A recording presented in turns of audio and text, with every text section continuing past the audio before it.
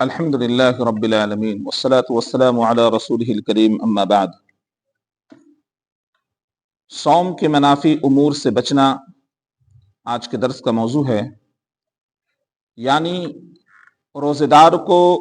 روزہ توڑنے والی یا ایسی چیزوں سے جسے روزہ متاثر ہو جائے ان چیزوں سے پرہیز کرنا۔ ایک مسلمان کو ایسے تمام گناہوں اور نافرمانیوں سے بچنا چاہیے جو اس کے صوم کو مخدوش کرتے ہوں، خراب کرتے ہوں، اس کا ثواب کم کرتے ہوں اور اللہ تعالیٰ کے غضب کا باعث ہوں۔ مثلا سود خوری سے بچنا، زناکاری وغیرہ سے بچنا، چوری سے بچنا، ناحق کسی کا قتل کرنے سے بچنا، یتیموں کا مال کھانا، کسی کی جان اور مال اور عزت و آبرو پر کسی قسم کا ظلم کرنا، معاملات میں فریب اور دھوکہ دہی کا ارتکاب کرنا، امانتوں میں خیانت کرنا، والدین کی نافرمانی کرنا، رشتے توڑنا، بغض و کینہ رکھنا، اللہ کے حق کے بغیر تعلقات توڑنا اور بات چیت بند کر دینا، نشاور اشیاء کا استعمال کرنا، غیبت چغلخوری کرنا، جھوٹ بولنا اور جھوٹی گواہی دینا، ناحق دعوے کرنا اور جھوٹی قسمیں کھانا، اسی طرح داڑھی منڈوانا اور قطروانا اور مونچھوں کو پست کے بجائے لمبی رکھنا، کبر و غرور میں مبتلا ہونا، کپڑوں کو ٹخنوں سے نیچے لٹکانا، گانے سننے اور آلات موسیقی اپنے پاس رکھنا، گندی اور عریاں فلمیں دیکھنا اور مجرمانہ سیریل دیکھنا اور اسی طرح تاش وغیرہ کھیلنا، عورتوں کا بے پردگی اختیار کرنا اور کافر عورتوں سے مشابہت اختیار کرنا اور ان کے علاوہ تمام کام جن سے اللہ تبارک و تعالی نے اور اس کے رسول نے منع فرمایا ہے ان تمام کاموں سے رکنا۔ مذکورہ تمام برائیاں ہر وقت اور ہر جگہ یہ حرام ہیں اور ان سے رکنا ایک روزے دار کے لیے ضروری ہے۔ یہ ساری چیزیں اللہ کی منع کردہ چیزیں ہیں، ان سے پرہیز کرنا ایک صائم کے لیے ضروری ہے، ورنہ روزے کا وہ ثواب نہیں ملنے والا جس کا وعدہ اللہ تبارک و تعالی نے خود کیا ہے۔ لہذا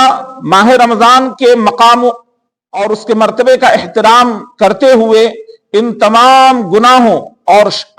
شدید ترین برائیوں سے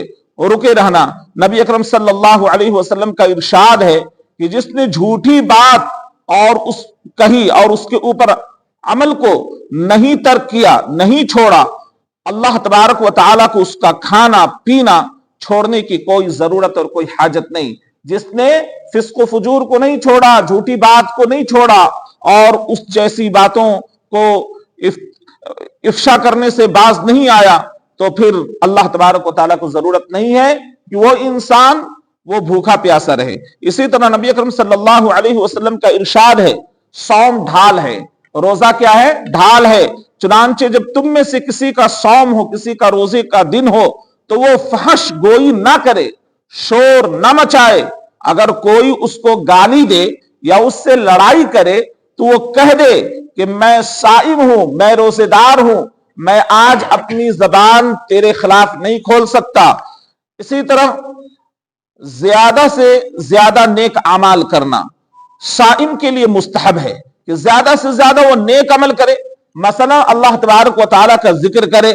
تلاوت قرآن کے اندر میں لگا رہے، نفلی عبادتوں میں مشغول رہے، صدقہ و خیرات وغیرہ کرتا رہے۔ یہ تمام چیزیں جو کرنے کے کام ہیں، صائم کو چاہیے کہ روزے کی حالت میں ان کا زیادہ سے زیادہ اہتمام ہو۔ عمومی طور پر لوگ غیبت کی مجلسوں کے اندر میں بیٹھے رہتے ہیں اور پورا دن گزر جاتا لیکن قرآن کی تلاوت نہیں کرتے، ذکر و اذکار نہیں کرتے، تو ایسے روزے دار کے روزے کا وہ مقام، وہ مرتبہ حاصل نہیں ہو سکتا جس کا وعدہ اللہ تبارک و تعالی نے ایک صائم سے کیا ہے۔ لہٰذا روزے کی حالت میں ہمیں زیادہ سے زیادہ ان امور کو اختیار کرنا چاہیے جس کے کرنے کا حکم اللہ تبارک و تعالی نے دیا ہے، اور ان تمام چیزوں سے پرہیز کرنا چاہیے جس سے بچنے کا حکم اللہ تبارک و تعالی نے دیا ہے۔ اللہ تعالیٰ سے دعا ہے کہ اللہ تبارک و تعالی ہم تمام لوگوں کو ویسے ہی روزہ رکھنے کی توفیق عطا فرمائے جیسا اللہ تبارک و تعالی چاہتا ہے۔ سبحانک اللہم و بحمدک و نشہد ان لا الہ الا انت۔